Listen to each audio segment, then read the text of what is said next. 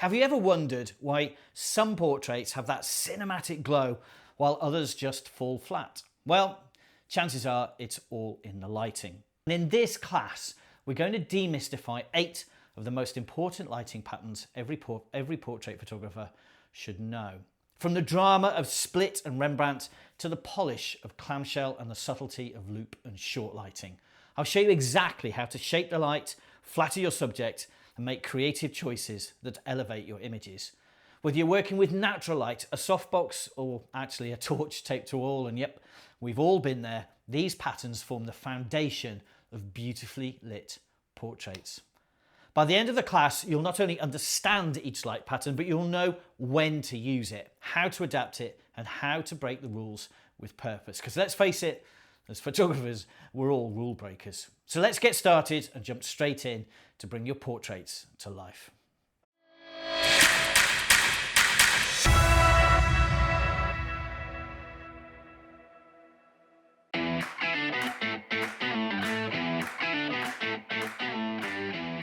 So before we get into the lighting patterns themselves, let's deal with the setup. So for this video, I've done something I very rarely do. I've put the camera on a tripod. Yes, I know, anyone knows my work knows I pretty much never use a tripod. I dance around swinging the camera and generally enjoying myself. But for the purposes of this particular class, what I wanted to do was illustrate how changing nothing but the lighting affects the face. So we're going to take each shot twice. We're going to do it first with a hard light source, in fact just a bare head strobe, and then secondly I'm going to take it with a softbox, which is much more realistic when it comes to portrait photography. Using a bare head bulb like this means that I really get hard edged shadows, which means I can show you, you can see it, you can see the way the light falls and moves around the face, which bits are dark and which bits are light. And then the softbox, of course, softens those edges and makes it much more flattering, much more natural. But it's a useful exercise to see what happens when you use a bare head strobe. I've also got a kill board in here, which is a huge door that's covered in black light absorbing and sound absorbing foam as it happens, and all that's doing is stopping any extraneous reflections of light coming in. So the light that strikes the subject will be purely and simple coming from the strobe. It won't be coming from anywhere else because I've got this big black kill board making sure that doesn't happen. It's a useful trick if you want a little bit more theatre in your portraits, but in this instance I'm using it so that again I can clearly describe the way the light is falling on the subject without having too much distraction from other things. We're using just a white wall in the studio, so every single light pattern here is created with just one light, kill board, tripod. The model isn't going to move very much, Abby's going to stay very still, and I've got a white wall in the background. Now, of course, one of the lighting patterns has 2 lights. We're going to deal with clamshell, but we'll get to that at the very end, and I'll show you what adding a second light really can do to your portraits. With all that said, let's dive straight in and set up our first lighting pattern.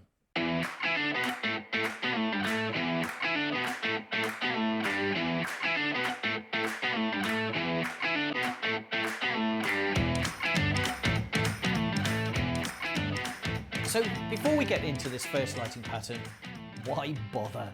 Well, I guess lighting patterns, or at least these named lighting patterns, are a little like learning your scales on a musical instrument or your rudiments if you're a percussionist. They're not really an end in and of themselves, but if you know them, it means you can do lots of other things. And it's never a bad idea to be able to describe lighting patterns when you're comparing notes with other photographers or you're simply chatting away to yourself. So these lighting patterns are the backbone, they're the foundations, the scales, the rudiments of portrait photography. And the first of these is possibly one of the most basic and also the least used. And there's a good reason for that, but it's a good idea to know how to do it. It's split lighting. Now, split lighting simply means you divide the face into 2 halves. One half is lit, one half is in the shadows. With a hard light, that's actually pretty easy to do. With a soft light, much more tricky because you get light starting to wrap around your subject. But when I use the hard light, you really can see how it works. One side lit, one side black. Now, you use this kind of lighting pattern when you want drama or mystery. It's a dark, ominous, or typically a dark, ominous lighting pattern. Now, of course, if you reduce the contrast over the whole frame, let's say you've got some background light in there as well, or if you're using a kiss light or reflected light off the wall, this changes completely. And you can have split light that's really subtle and beautiful. But here I'm showing it as a sort of edgy, bold, maybe even a little sinister lighting pattern. I've always wanted to do that on camera. Anyway, it's great for character portraits. If you think musicians and actors, those kinds of things, maybe an author of sort of dark, moody books. It's very directional and it requires, as do most of these lighting patterns, fairly precise light placement. Now it's easy here because I've got this kill board, this subtractor in, so there's any light that goes past Abby's face isn't going to come back and soften things down. It's incredibly directional and it requires you to get everything just about right. Now you can view this lighting pattern from many angles, but for me it works best when the subject is facing straight to the camera and the light is at 90 degrees across it. Everything is symmetrical except for the lighting. Now if you want to use a soft light to soften the contrast and get the shadow to remain, it's easy enough to do, just use a subtractor, but maybe just move the light round a little bit, put a bigger light source on it, because if you've got lots of light coming from the side in a big space, you'll find that some of that's going to come back, some of that's going to wrap around the face in general. If you want to have a big light source but still want that really strong contrast, you can pop a grid on your light and that stops some of the wraparound effect. The name itself obviously comes from the fact that you're splitting the face in half, and this is not a flattering pattern for everybody, but it's powerful, and when it's used well, oh my, can it be absolutely wonderful.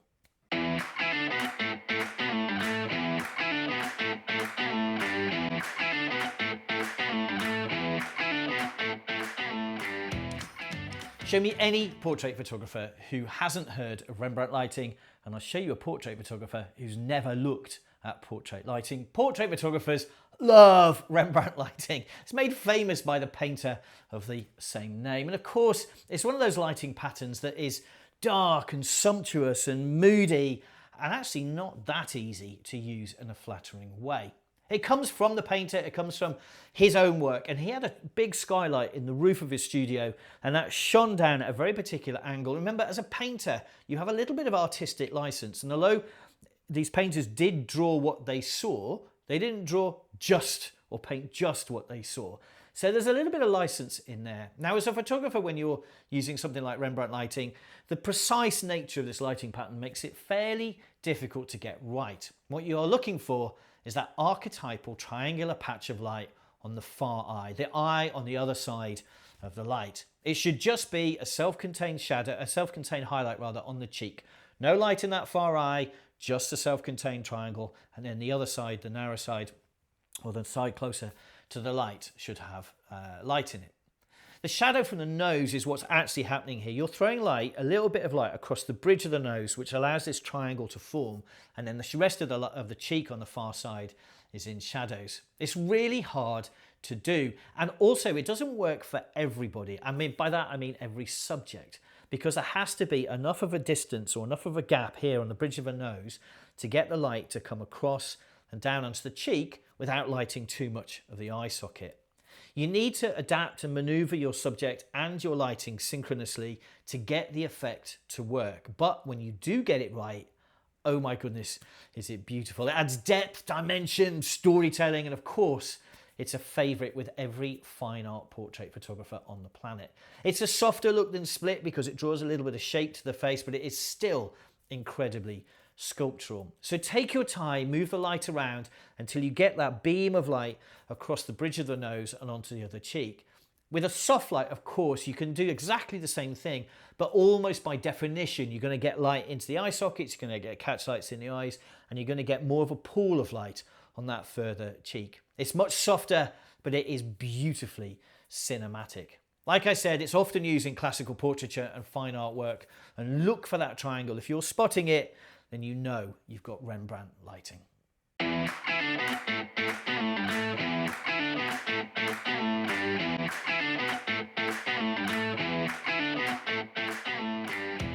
Okay, so let's get on to loop lighting.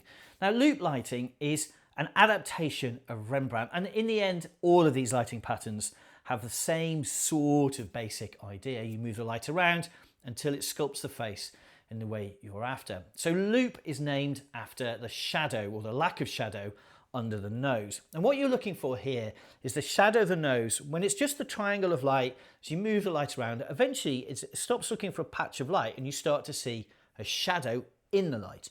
And that shadow, the shadow that from the nose down to the cheek or the jawline, should separate from the shadow that's under the jawline. That's when you've hit loop. That slight separation means you're hitting loop. I don't know why really it's called that. Like with so many of these patterns, they get these names. Some people say it's named after the shape of the shadow. Some people say it's named after the highlight. But either way, it's that separation of those two shadows. The shadow just under the nose and the shadow just forming off the cheekbone. The light is high and off to the side, but it's not too far away. Basically what you do is you bring the light round. If you started with split and then move to Rembrandt and then move to loop, essentially you're bringing a light round and forwards. And it's flattering for nearly all face shapes because it adds dimension and depth without it being too dramatic, too theatrical. It's a really common lighting pattern in lifestyle and editorial work. And if you think about it, nearly every shot you've ever taken, the main light, the key light, is slightly off to the side and above, and that creates almost by definition loop light. And it's easy to soften this pattern with a softbox, and it looks incredibly polished. And when you bring the softbox down around, especially a big softbox, all of those shadow edges just merge into each other, and you get this beautiful characteristic look, which is great for definition, and it doesn't give you too much drama. Let's face it, with photographers, there's always too much drama. It's a great default lighting pattern. It's versatile and it's safe as much as a lighting pattern can be safe, and it's especially nice when photographing couples or families.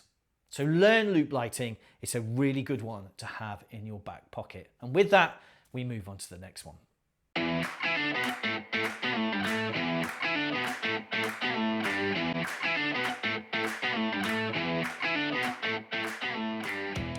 So in this section, let's think about short lighting, as the film industry would call it, or narrow lighting, typically in the photography industry. I don't know why we have different names for the same thing, but we do. And for this lighting pattern, light is going to fall on the side of the face that's slightly further away from the camera. So if I look into the camera right now and I turn my face slightly that way, this is the short side, this is the broad side. If I turn it that way, this now becomes the broad side, this now becomes the short side.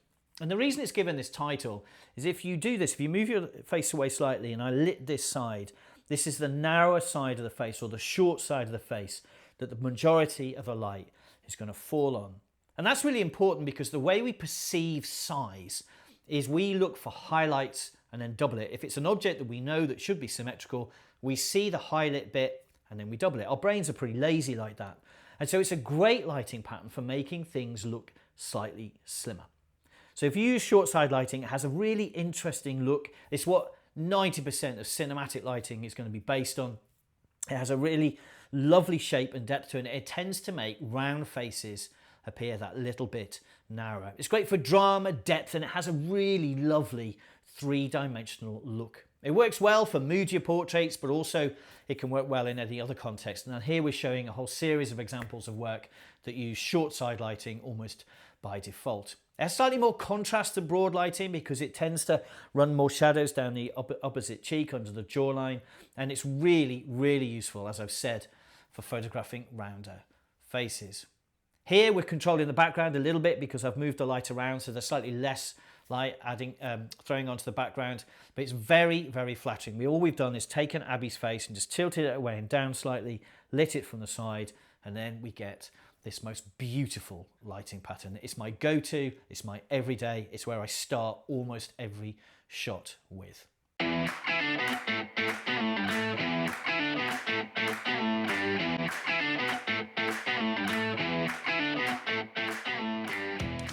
So let's move on to broad lighting. Now, just as we did with short side or narrow lighting, we're simply going to move the position of our subject's face. So if I asked Abby to move her face one side or the other, you get broad and narrow lighting. So if I'm looking into the camera here and I move my face this way, that gives you slightly short side lighting because my light source is over here. This is the narrow side of my face that's closer to the light. Broad, very similar, but to the opposite side.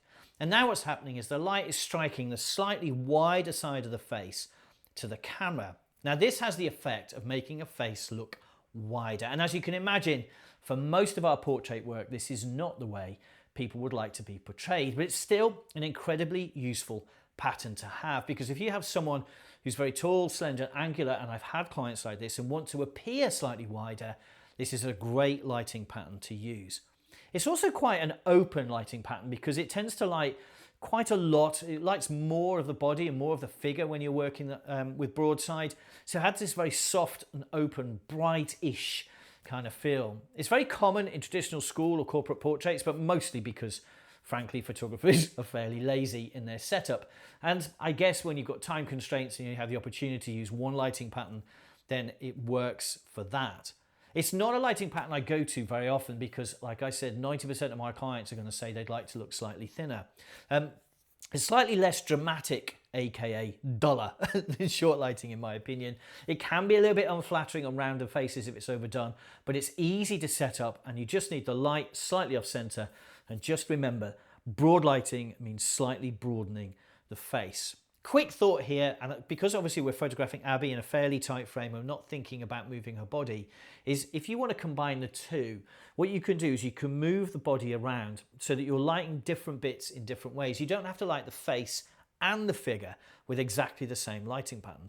So if I turn my body this way, I'm creating a different look onto my shoulder. If I move my face this way, I've now got narrow lighting on my shoulder, broad lighting on my face. But if I want narrow lighting on my face, I simply bring my face or the subject's face back across the shoulder slightly. And you can combine lighting patterns like that all the time. You just have to read different bits of people's bodies in different ways and then light them appropriately. It doesn't mean you have to have two lights, it just means you have to think in two halves. And with that, let's get on to the next of our lighting patterns.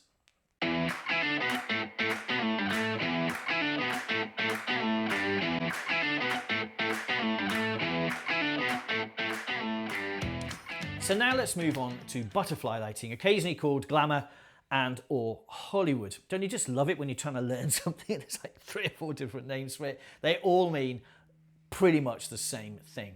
Now, butterfly lighting is named after the shadow that's created under your subject's nose. Apparently, though I for the life of me cannot see it, it should look like a butterfly's wings. That's the shape of the shadow under the nose. Now, obviously, to get that shape, whether it looks like a butterfly or not, the light has to be more or less straight above the camera. It's above the camera and looking down, and that's how the shadow gets formed. It's named after Hollywood and glamour because typically in Hollywood, when they were using stage lights, hot lights with Fresnel or Fresnel lenses, you get those hard light patterns, and if you push the light that direction, down across the nose, across the camera, it's very flattering because it reduces any shadows visible to the camera. If you look at the size of a butterfly, the butterfly shadow under the nose, it's tiny. And so are the other shadows from texture in the face and anything else that might cause distractions. So that's how it's created. You put the light above the camera and it creates this incredible butterfly-shaped shadow under the nose, which flattens the features ever so slightly. And it used to be a Hollywood staple. It smooths out the skin, it creates symmetry. It's great for beauty, fashion, and classic headshots. And it works best when your subject is facing straight ahead. Here we've lit it straight onto the wall so you can see exactly how it's working, but you could flood the wall with white and have some light coming back off it. You could, of course, have a really dark, sumptuous background and use it for a little bit of drama. You can also add, and we're going to do this in the next section, a reflector under the chin to create our next pattern, which is clamshell. Here we've just used it in a very clean, minimal way, single light, single camera, no frills, beautiful. Well, it looks beautiful on Abby anyway. And with that, on to the next one.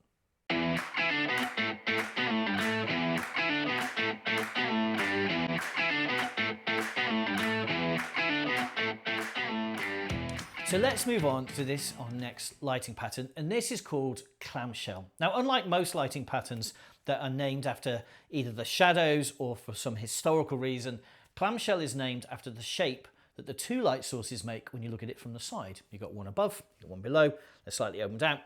That's clamshell.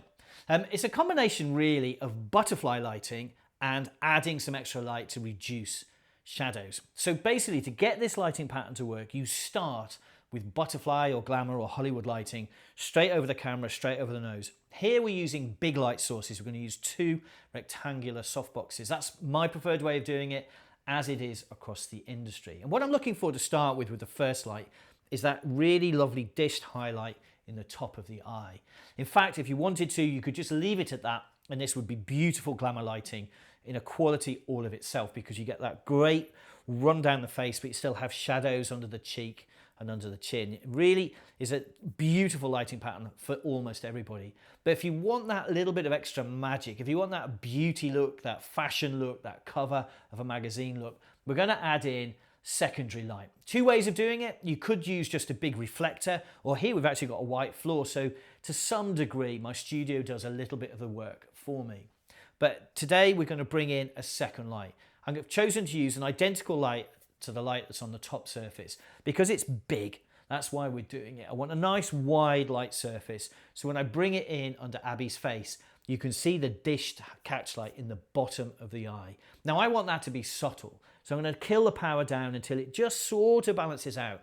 You can feel it in the image, you get a sense of it, because the bottom of the eye starts to glow, as does the skin. This lighting pattern really is a staple of the fashion, the skincare industries, the beauty industries, magazine covers, because without doing any extra work, it removes nearly all of the shadows. Now, you must get two things balanced. Firstly, get the position of your secondary light so that it feels natural. The reflections in the eye feel natural. It doesn't look like a little pinprick of light. It looks like a proper dished effect. And then secondly, adjust the power so that it's not too bright. If you get it too bright, the underneath of the eye socket, and by that I mean the top bit of the eye socket, but underneath, anything pointing towards the floor, starts to glow, as does underneath the nose. And you're starting to teeter towards Halloween and horror lighting. So don't do that. Just balance it out until you start to see the face glow.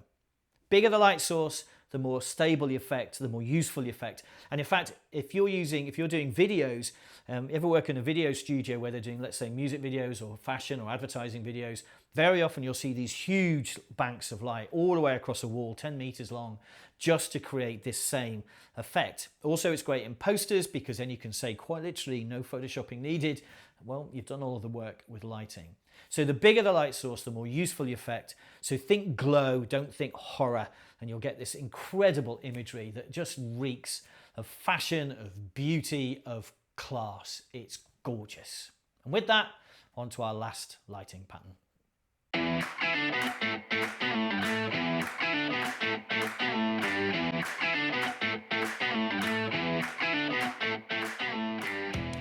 So let's get on to our final lighting pattern, which is called mask or profile. And this really is less about where the light is and more about how you view your subject and the light. Now, there's a couple of different ways of doing this, but broadly speaking, what I would like to do is to start with narrow lighting as if I was looking down the face, but I'm going to take the camera at 90 degrees. Now in our studio, I don't have the space to do that, so we're turning Abby and the lighting all the way through those 90 degrees, which means I can look straight across Abby's face and look at the way the light is striking her mask or the profile of her face.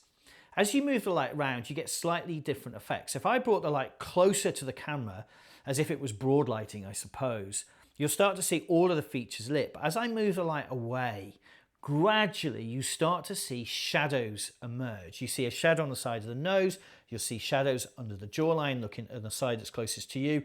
If you're lucky and you have the right subject, you start to see shadows under the cheekbones and little tiny highlights on the top of the cheekbone and the top of the jawline. In fact, if you get it right, this has exactly the same effect as contour makeup.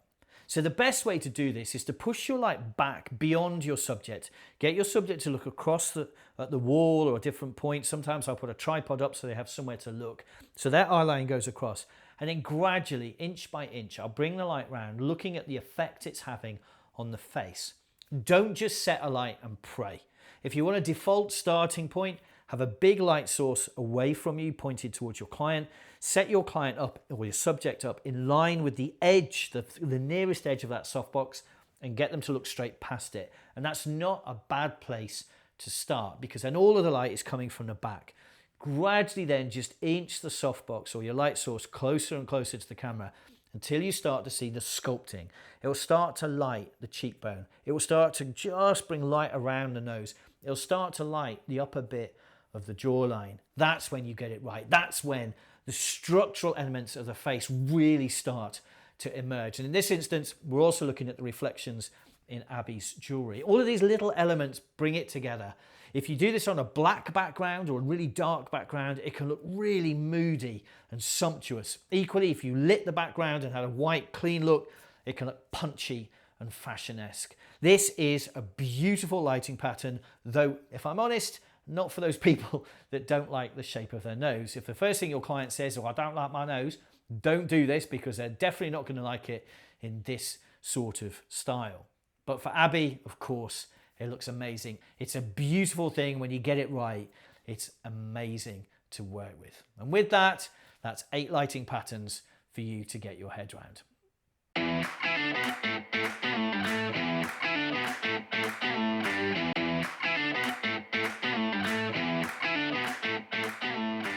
So there you have it, 8 of the core lighting patterns that underpin so much of portrait photography. Call them like musical scales, drummer's rudiments, whatever you like. They're not a bad thing to know. You don't need to know their names. You don't need to know every nuance about them. But if you understand them, understand why you use them, it will help you in every way you can imagine. Hopefully you've picked up a few ideas to try out, maybe just a little more confidence next time you have a client in front of you. The diagrams are in the downloads, but of course our website is full of them. And if you want to refer back to them later, well, please fill your boots. If you have any questions, of course, you can email me. The contact details are on our website. And thanks for watching, of course. Thanks for watching. Until next time, whatever else, be kind to yourself. Take care.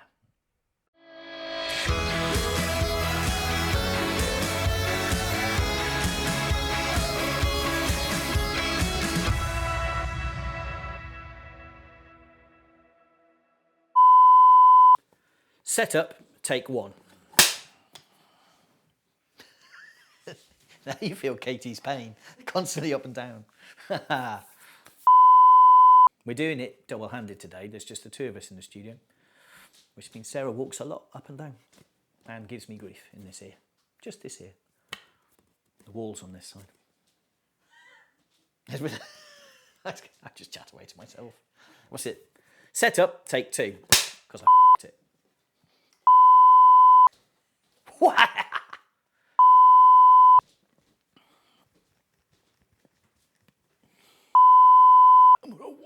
Camera 1, oh, camera 1, camera 2, come on camera 2, there's camera 2. You can almost hear Sarah padding between them. Dunk, dunk, dunk, dunk, dunk. She's working barefoot today, which is a bold choice in a photography studio. You know she's going to find that little bracket or that little bolt that I've managed to spill on the floor. Oh, sorry. Wow, we are flying. You don't need to go on to the next one? Nah. Broad lighting. Broad. Going abroad. Where are you going for your holidays? Going broad. Take some lighting with you. Yeah, take broad lighting. Cool? I got a cool. Cool. Hollywood. Welcome to Hollywood. This is Hollywood. 1, 2, I love to count. 3,